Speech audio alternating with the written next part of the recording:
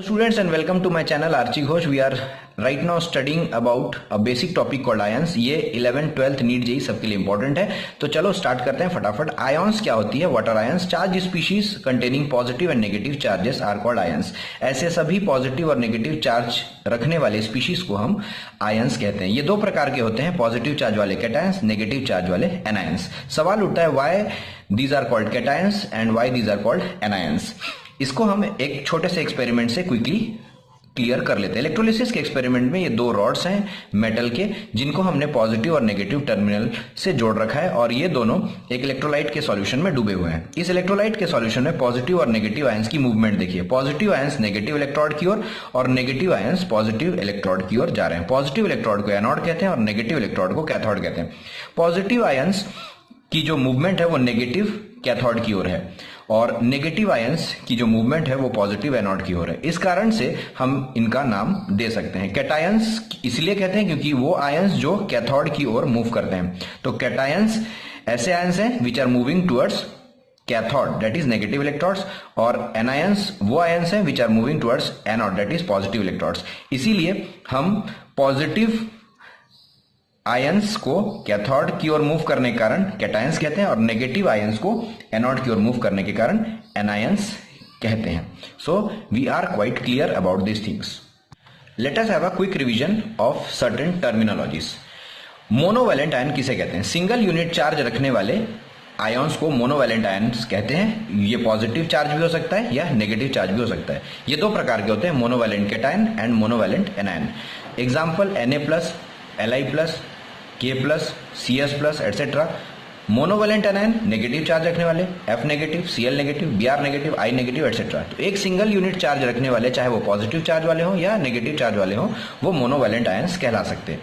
Similarly divalent ion, इसमें दो unit charge या वैलेंसी हो सकती है, या तो पॉजिटिव या नेगेटिव। अब ये भी दो प्रकार के हो सकते हैं, डाइवैलेंट कैटायन या डाइवैलेंट एनायन। अब डाइवैलेंट कैटायन कब कहेंगे? जब उन पर पॉजिटिव चार्ज हो, like Mg2+, Ca2+, Be2+, etcetera. और डाइवैलेंट एनायन कब कहेंगे? जब उन पर नेगेटिव चार्ज हो, O2-, S2-, etcetera. Note point, similarly trivalent और टेट्रावैलेंट भी होते हैं। ट्राइवैलेंट जिन पर 3 पॉजिटिव या नेगेटिव चार्ज हो, टेट्रावैलेंट जिन पर 4+ या माइनस चार्ज हो। ऐसे ही आयंस को हम एक अगर सिंगल टर्मिनोलॉजी मिले तो उनको पॉलीवैलेंट आयंस कहेंगे। तो polyvalent ions refers to when the atom in an ion have a valency more than 1। तो एक से ज्यादा वैलेंसी रखने वाले आयंस को हम सीधा एक भाषा में बोले तो वो पॉलीवैलेंट आयंस होगा, like O2-, Mg2+, etcetera.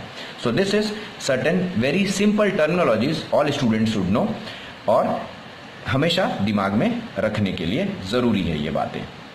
So far we have revised what are ions, what are their types.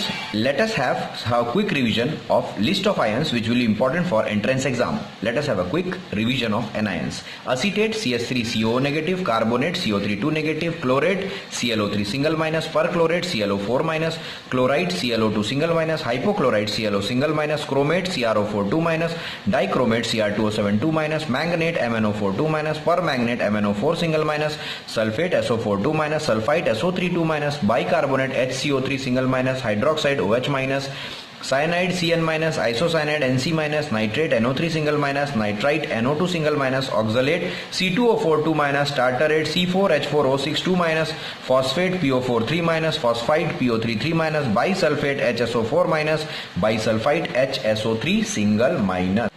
Next few more anions we have dihydrogen phosphate H2PO3 single minus, dihydrogen phosphate H2PO4 single minus, hydrogen phosphate HPO4 minus, hydrogen carbonate HCO3 single minus, thiocyanate SCN single minus, isothiocyanate NCS single minus, aluminate ALO3 minus, metaluminate ALO2 single minus, azide N3 single minus, acetylide C22 minus, zincate ZnO2 single minus, oxide O2 single O के ऊपर 2 minus, peroxide O2 के ऊपर 2 minus, superoxide O2 single minus, oxide peroxide super oxide, ये बिल्कुल याद रखना, बहुत important है।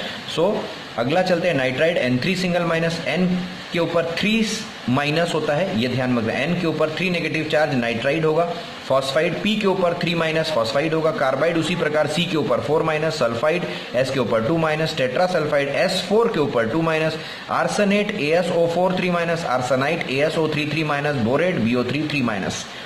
फाइनली कुछ जरूरत वाले कैटायंस एक बार रिवाइज करेंगे, लेकिन उससे पहले कुछ बचे कुचे जो एनायंस बचे हैं उसको भी एक बार देख लेंगे। Bromite BrO2 single-, bromate BrO3 single-, perbromate BrO4 single-, stannate SnO3 2-, iodate IO3 single-, fluoride F-, chloride Cl-, bromide Br-, iodide I-, citrate C6H5O7 3-। Let us have a quick revision of certain cations. कभी इन चीजों को बच्चे भूल जाते हैं, Faraday's law में वगैरह वगैरह में जहां बहुत जरूरत होती है बच्चे भूल जाते हैं, और एक बार रिवाइज करना बहुत जरूरी होता है, चाहे वो एंट्रेंस के हो, 11th के हो या 12th के हो। तो चलिए जल्दी से कैटायंस देख लेते हैं। याद रखें OUS कम चार्ज के लिए लगेगी, और लास्ट में जहां IC लिखे रहेगा वो उनके बड़े चार्ज के लिए लिखा रहेगा। तो दो चीज याद रखना, OUS और IC।